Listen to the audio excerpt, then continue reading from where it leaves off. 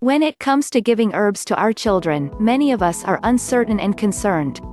After all, children's bodies are smaller than ours, so how do you know the right dosage? And aren't there all kinds of horror stories about kids having terrible reactions to herbs? Added to these concerns are doctors and pediatricians who often discourage the use of herbs in children. First, to answer the title question, are herbs safe for kids? The short answer is yes. The longer answer is that it depends on the herb and the problem the child is having. Following are some brief guidelines on giving herbs to children. When in doubt, give less.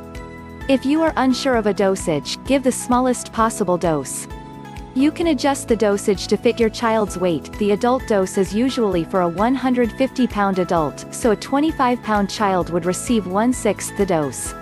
However, if you aren't sure, err on the side of less.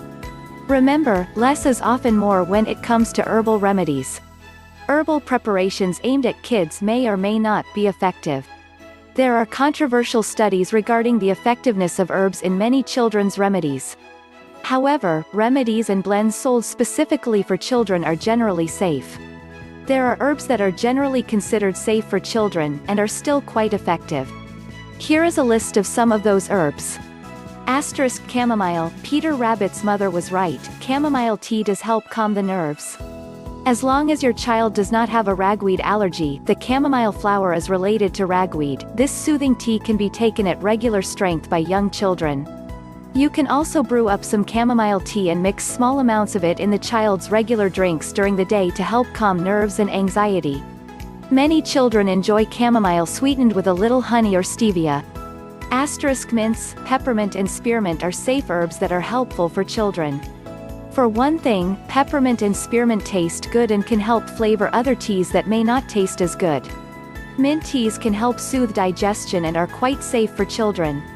Again, honey and stevia make good sweeteners. Lemon balm. This lemony herb makes a delicious beverage, hot or iced. It is quite safe, but also quite effective. It's antiviral and helps soothe and calm. It promotes sleep as well. This is an herb that can be brewed into a lemon balm aid and drunk through the day, or it can be brewed hot and enjoyed with honey.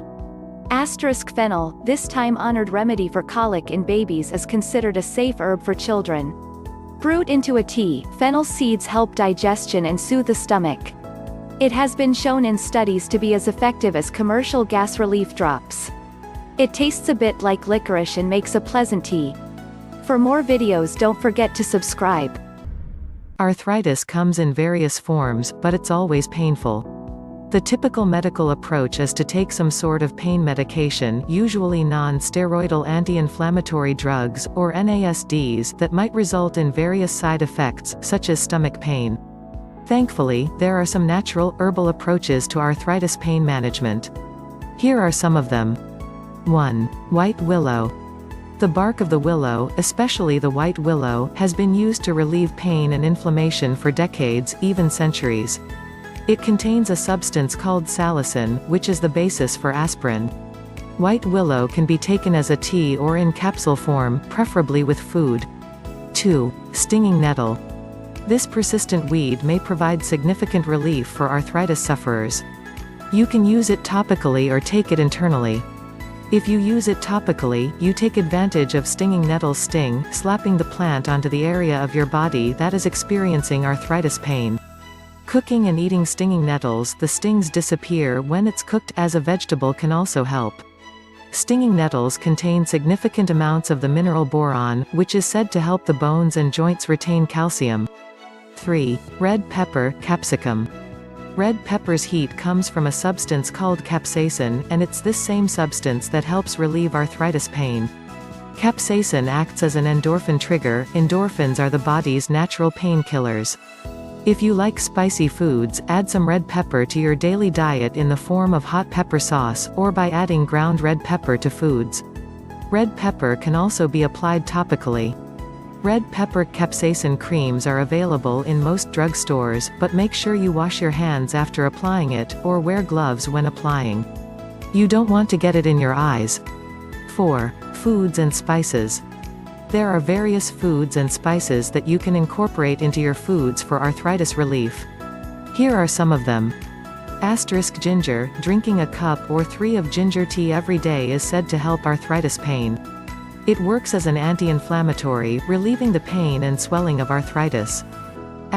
Turmeric, this yellowish spice can be added to curries, rice pilafs, and other dishes. Its effects are similar to those of ginger. Turmeric can also be taken in capsules. Oregano, in addition to containing anti-inflammatory properties, oregano is also reputed to be an antioxidant. Sprinkle it liberally on your pizza, add it to your spaghetti sauce, or mix it into meatloaf.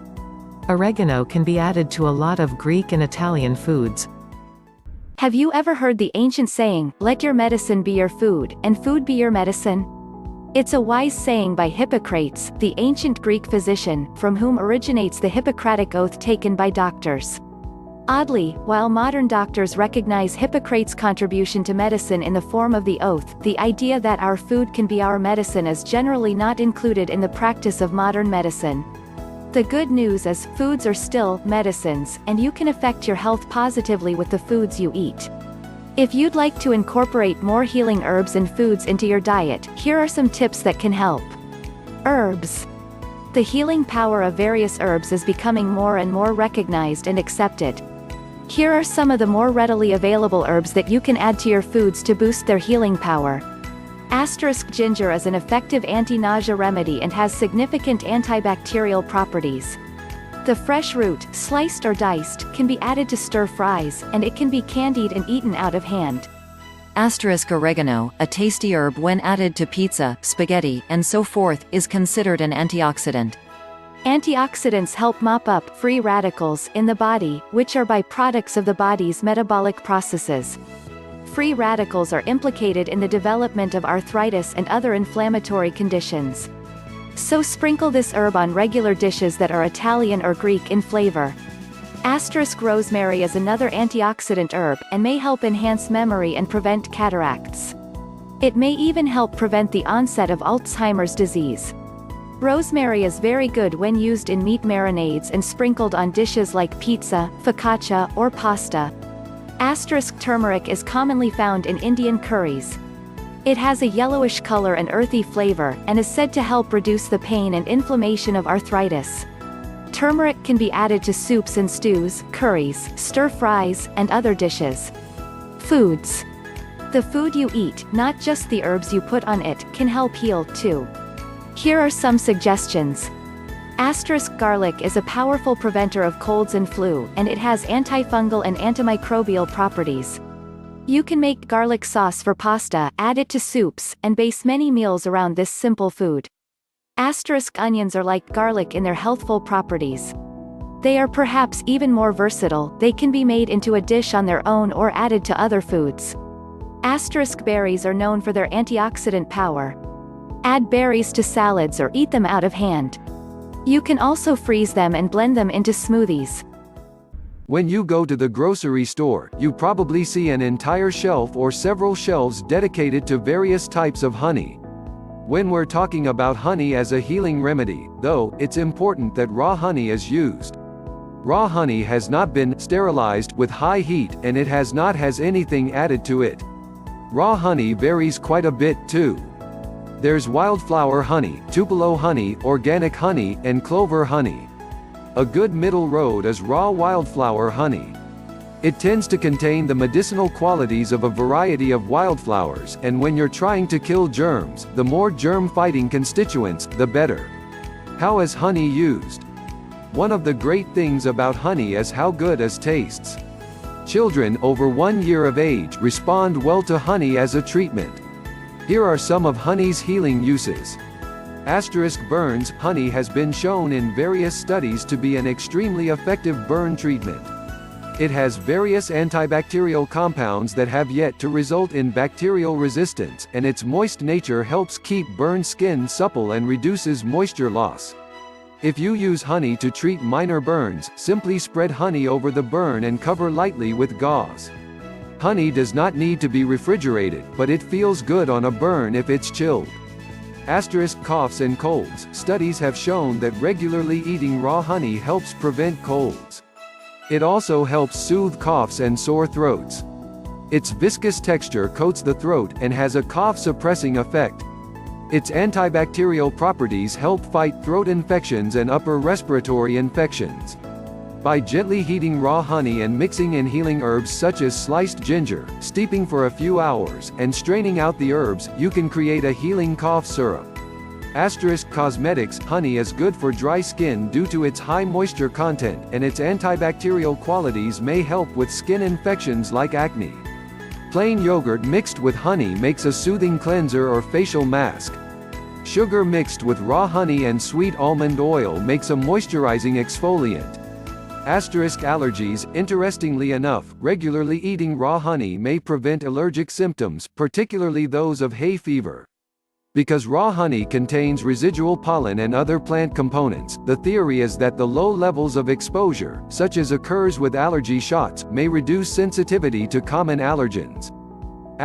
Wound healing. Some interesting studies have shown that honey is a remarkable wound healer, especially for diabetics who have trouble with minor wounds developing into ulcers.